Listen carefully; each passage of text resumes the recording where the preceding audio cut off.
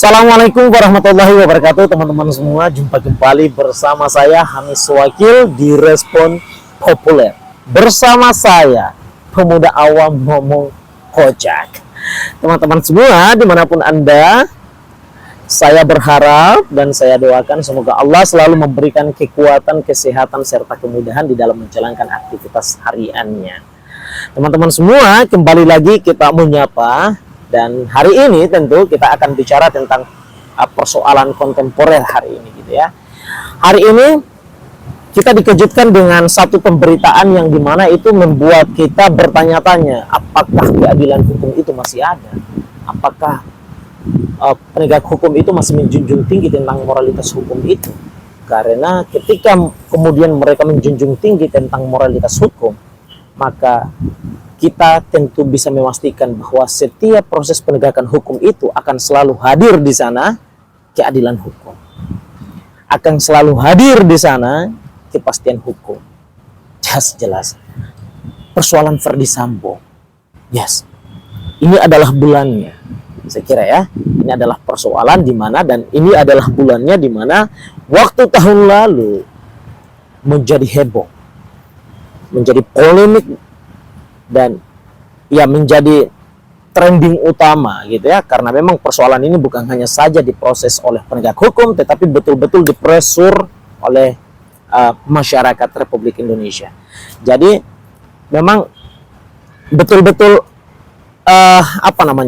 menguras waktu dan begitu menguras tenaga demi satu yang ingin kita harapkan daripada proses penegakan hukum atas persoalan ini, yakni adalah tentang keadilan hukum yang harus ada dalam perkara Ferdy Sambo atau dalam perkara yang kita kenal dengan polisi tembak polisi ini. Nah, jadi teman-teman semua, semalam ataupun kemarin gitu ya, kita kemudian diberitakan tentang persoalan Mahkamah Agung yang kemudian memutuskan gitu ya, tentang vonis yang sudah ditetapkan oleh Pengadilan Negeri dan kemudian oleh Pengadilan Tinggi diperkuat, lalu ke Mahkamah Agung justru kemudian tidak malah memperkuat status vonis dari Pengadilan Negeri dan Pengadilan Tinggi ini, tapi justru kemudian memangkas Ferdy Sambo yang tadinya divonis menjadi pidana mati justru menjadi pidana seumur hidup.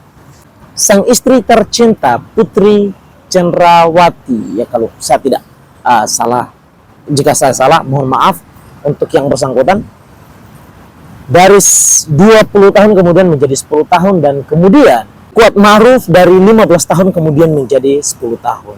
Dahsyat ya. Ini satu perubahan yang amat sangat drastis gitu perubahannya gitu ya.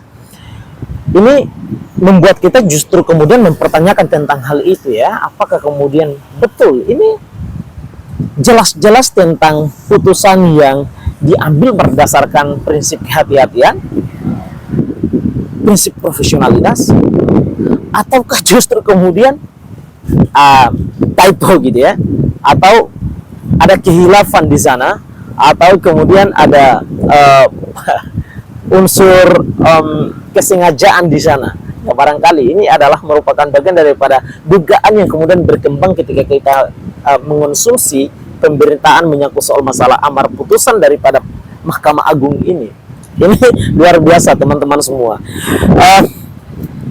Perkara ini tentu mengetuk kita semua gitu ya, karena memang perkara ini adalah merupakan perkara yang tidak hanya saja dikawal oleh penegak hukum saja, tetapi dikawal betul oleh masyarakat Indonesia secara umum gitu ya, dari Sabang hingga sampai pada Merauke. Semua orang berteriak atas persoalan polisi tembak polisi ini harus betul-betul diusut.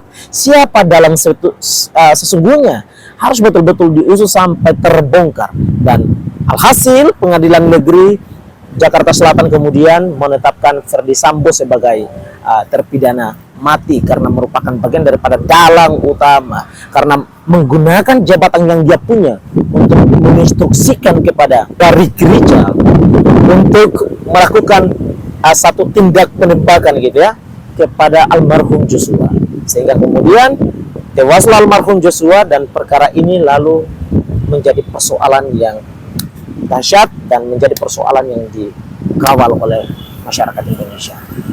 Nah, Teman-teman semua, tentu putusan Pengadilan Negeri Jakarta Selatan itu menjadi angin segar dan memberikan kebahagiaan kepada kita sebagai bangsa yang mengakui negara ini sebagai adalah negara hukum gitu ya. Membuat kita bangga. Oh, jelas. Peradilan kita masih ada keadilan di sana. Masih ada moral hukum yang dijunjung oleh aparat penegak hukum kita di sana. Sehingga kemudian dalam perkara polisi tembak polisi yang mengakibatkan almarhum Joshua hilang nyawanya ini lantas mendapatkan balasan setimpal daripada proses hukum yang secara adil dilaksanakan. Dengan putusan Pengadilan Negeri Jakarta Selatan ini kemudian memberikan sedikit kebahagiaan kepada ibu tercinta yang selalu meneteskan air mata kehilangan atas kepergian anak untuk selama-lamanya ini. Sang ibunda bahagia di sana. Ya, kembali ceria dan mengikhlaskan apa yang sudah terjadi dengan kemudian berdasarkan pertimbangan putusan Pengadilan Jakarta Selatan yang olehnya ini adalah merupakan bagian daripada keadilan. Beliau bangga bahwa keadilan itu masih ada, bahwa penegak hukum itu masih menjunjung tinggi moral hukum, sehingga dalam proses peradilan itu, dalam proses penyelesaian perkara ini hadir di sana kepastian hukum dan hadir di sana keadilan hukum itu. Lantas bagaimana ketika kemudian hari ini mereka membaca tentang putusan Mahkamah Agung yang kemudian itu memangkas secara drastis gitu ya. Ferdy Sambo dari pidana mati kemudian menjadi pidana seumur hidup. Sang istri tercinta Putri dari 20 tahun kemudian menjadi 10 tahun. Kuat Maruf dari 15 tahun menjadi 10 tahun. Bagaimana perasaan dan ya suara kebatinannya hari ini di tengah dia sudah pelan-pelan mengikhlaskan kepergian anak, mencoba untuk menghilangkan kejadian yang telah terjadi. Ya, saya tidak bisa membayangkan betapa kemudian hari ini beliau membaca berita ini. Ya, ini barangkali ini adalah merupakan bagian daripada upaya untuk mengingatkan kembali sang ibunda, gitu ya, tentang perkara yang setahun lalu terjadi. Teman-teman sekalian, bagaimana pendapat teman-teman menyangkut soal masalah perkara ini? Sebab ini ada sesuatu yang sebetulnya ya saya secara pribadi mengalami kebingungan di sana. Konon katanya kasasinya ditolak, tetapi terjadi perubahan di dalam amar putusan. Vonis mulai kemudian berubah.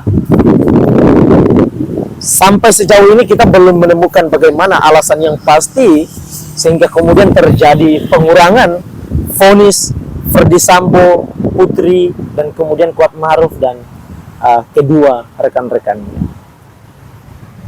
Alasannya kita belum mengetahui, dan justru inilah yang kemudian menjadi pertanyaan besar dan justru memunculkan dugaan-dugaan bahwa apakah benar putusan ini diambil berdasarkan profesionalitas, berdasarkan prinsip kehati-hatian, apakah betul berdasarkan prinsip perlindungan panjang daripada para hakim-hakim Mahkamah Agung, atau justru kemudian di sana terselip typo dan juga kemudian kesengajaan di sana atas putusan yang sudah diputuskan oleh Pengadilan Negeri dan juga diperkuat oleh Pengadilan Tinggi. Baik Mahkamah Agung adalah merupakan bagian daripada mahkamah yang paling tertinggi di antara Pengadilan Negeri dan Pengadilan Tinggi. Tetapi tentu untuk kepastian hukum dan untuk keadilan hukum tentu tidak ada perbedaan di antaranya.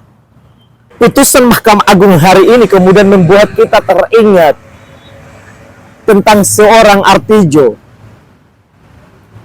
bahwa apakah ia ketika beliau hadir beliau ada dan memimpin persidangan persoalan ini, apakah memungkinkan akan terjadi pula pemangkasan di sana? Ataukah justru kemudian memperkuat putusan pengadilan negeri dan pengadilan tinggi dan mengatakan secara tegas bahwa yang telah menghilangkan nyawa seseorang dengan sengaja, dengan mempengaruhi seseorang dengan menggunakan jabatannya, wajib baginya untuk mendapatkan perilaku setimpal. Ya, barangkali ini adalah merupakan bagian daripada ya dugaan-dugaan yang kemudian muncul di tengah kita membaca amar putusan Mahkamah Agung hari ini yang diberitakan oleh beberapa media, baik itu media mainstream maupun juga dalam media televisi. Ini dahsyat teman-teman sekalian.